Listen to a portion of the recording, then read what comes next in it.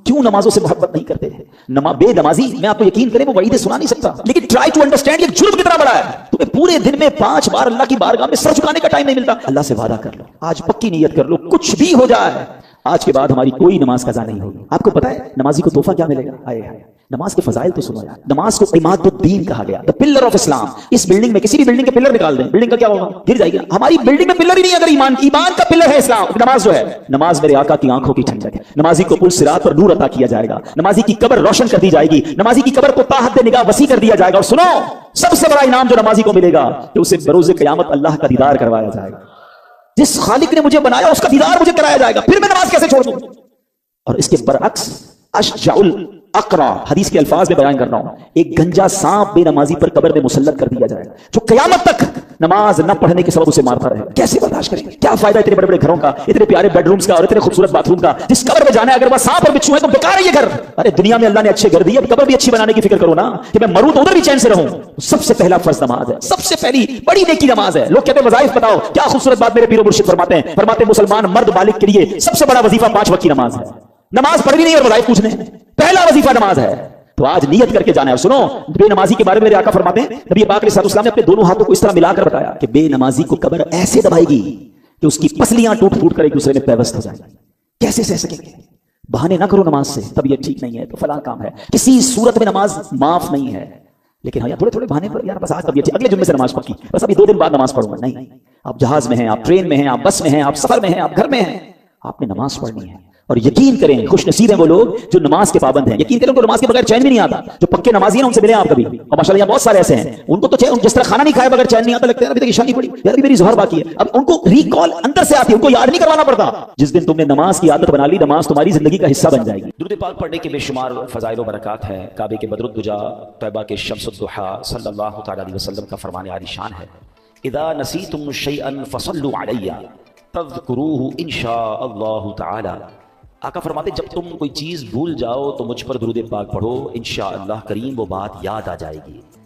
कमाल है दुरूद पाक भी, कितनी बरकतें हैं। यानी ऐसा लगता है कि हर प्रॉब्लम का सॉल्यूशन दुरूद पाक है। बाज़ औक़ात होता है हमें कोई बात करनी होती है, अचानक भूल जाते हैं, यार पता नहीं क्या कहना था, अच्छा कोई चीज़ रख के भूल जाते हैं, नहीं मिल रही होती, तो दुरूद पाक की बरकत से इंशाअल्लाह वो बात भी याद आ जाएगी, वो भूली हुई चीज़ भी इंशाअल्लाह मिल जाएगी। हमारे बयान में हम कोशिश करते हैं कुरान पाक की कुछ आयतों की तिलावत हो और कुरान पाक ही से मुताल्लिक कुछ मैसेजेस हम समझें और सीखें। आज कुरान पाक की आयत कौन सी है? आज इंशाअल्लाह हम कुरान पाक की तिलावत भी करेंगे और इंशाअल्लाह अज़्ज़ व जल उसका तर्जमा और तफसीर भी समझेंगे। पारा नंबर 11 है, सूरह यूनुस की आयत नंबर है 44।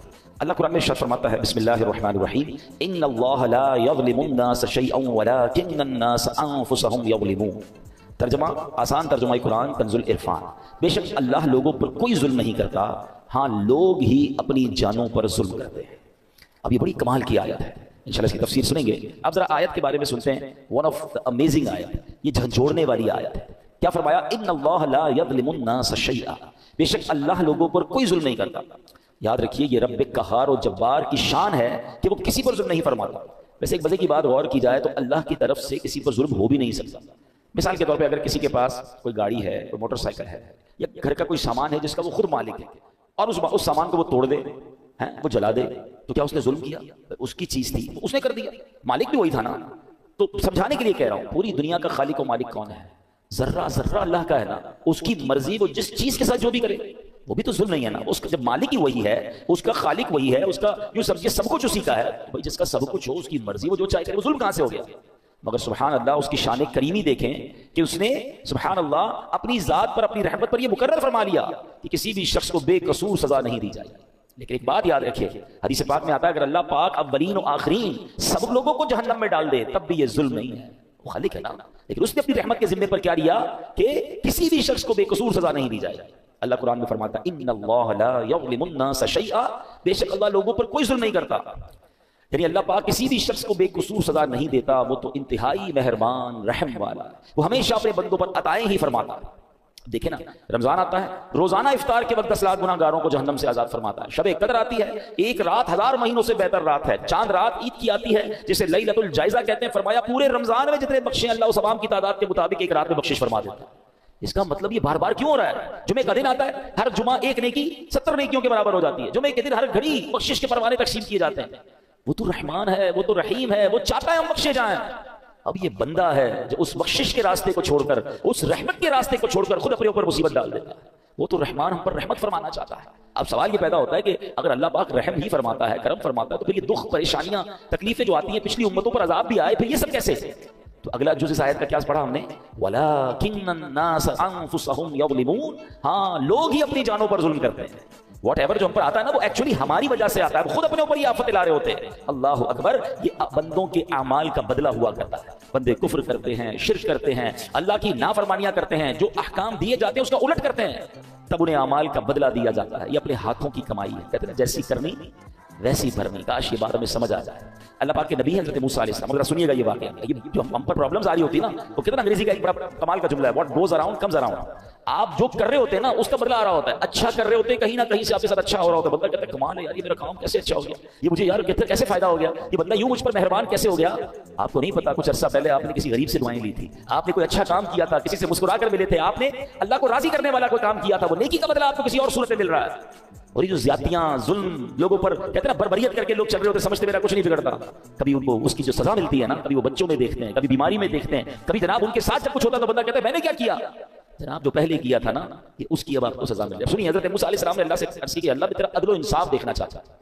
فرمایا موسیٰ آپ دیکھ نہیں پائیں گے، ہے نا عجیب بات، عدل و انصاف نہیں دیکھ پائیں گے۔ یا اللہ میں وہ دکھا دے مولا، میں دیکھنا چاہتا ہوں، میں تیری قدرت کا نظارہ دیکھنا چاہتا ہوں۔ تو اللہ نے فرمایا ٹھیک ہے پھر فلاں دریا کے کنارے جا کر کہیں چھپ جائیے۔ آپ گئے اس دریا کے کنارے اور ہائیڈ ہو گئے، چھپ گئے کہ دیکھیں ماجرا کیا ہے۔ اب آپ نے دیکھا کہ تھوڑی دیر میں ایک شخص، امیر شخص آیا، گھوڑے پر سوار تھا، دریا پر آیا اور دریا کے پاس اس نے ہاتھ منہ دھویا، اور اس کے پاس ایک تھیلا تھا مال سے بھرا ہوا، پیسوں سے بھرا ہوا، اس نے رکھا اور منہ ہاتھ دھویا، فریش ہوا اور گھوڑے پہ بیٹھ کے چلا گیا۔ اپنا وہ تھیلا جو ہے وہ دریا کے کنارے بھول گیا۔ ہو جاتا ہے کبھی ہم بھی کہیں جاتے ہیں تو وہ چیز اچانک بھول جاتے ہیں۔ اب ایک بچہ آیا، حضرت موسیٰ دیکھ رہے ہیں، بچہ آیا اور اس نے دیکھا کہ تھیلا ہے، پیسے بھرے میں، پیسے اٹھائے، وہ چلا گیا۔ تھوڑی دیر ہوئی تو ایک اور شخص آیا جو کہ اندھا تھا، اور وہ آ کر دریا کے کنارے لیٹ گیا، آرام کرنے لگا۔ اب اس امیر شخص کو یاد آیا کہ میرا تو تھیلا رہ گیا تھا۔ وہ ڈھونڈتے ڈھونڈتے دریا پر آیا اور دیکھا ایک شخص لیٹا ہوا ہے اور آنکھیں بھی نہیں، اندھا ہے۔ حضرت وہ شخص کہتا ہے تم نے میرا تھیلا دیکھا ہے؟ وہ کہتا حضرت میں نے کہاں سے دیکھا، میں تو اندھا ہوں۔ کہتا سچ بتاؤ، تمہارے علاوہ کوئی نظر نہیں آ رہا، میرے بہت سارے پیسے تھے، بتاؤ کدھر ہے، میں جان سے مار دوں گا۔ وہ منتیں کرتا رہا، ریکویسٹیں کرتا رہا، وہ شخص نہیں مانا۔ وہ امیر شخص، اس نے اس اندھے بندے کو قتل کر دیا۔ حضرت موسیٰ نے کہا یا اللہ، اس اندھے نے تو کچھ کیا ہی نہیں، یہ تو لیٹا ہوا تھا، یہ تو آرام کر رہا تھا، اس نے پیسے چوری بھی نہیں کیے، اس کو قتل کر دیا گیا۔ اللہ اکبر۔ اب اللہ پاک نے وحی بھیجی، دیکھو اللہ کے راز کیا ہوتے ہیں۔ فرمایا اے موسیٰ، یہی ہمارا انصاف ہے۔ معاملہ اصل میں یوں ہے کہ وہ جو بچہ تھا نا، اس کا والد اسی امیر شخص کے گھر پر اس پاس مزدوری کرتا تھا، اور اس امیر شخص نے اس کی مزدوری دبائی ہوئی تھی، بہت عرصے سے اس کے پیسے نہیں دے رہا تھا۔ یہ اتنا ہی مال تھا جتنی اس کے باپ کی مزدوری ملنی تھی، ہم نے کسی اور ذریعے سے اس بچے کو وہ مزدوری پہنچا دی۔ اور جو بوڑھا تھا، یعنی جو اندھا تھا، اس نے اپنی جوانی میں اس امیر شخص کے والد کو قتل کیا تھا۔ آج اس قتل کے بدلے وہ خود قتل ہو گیا۔ یوں مزدور کو مزدوری بھی مل گئی اور قاتل کو اس کی سزا بھی مل گئی۔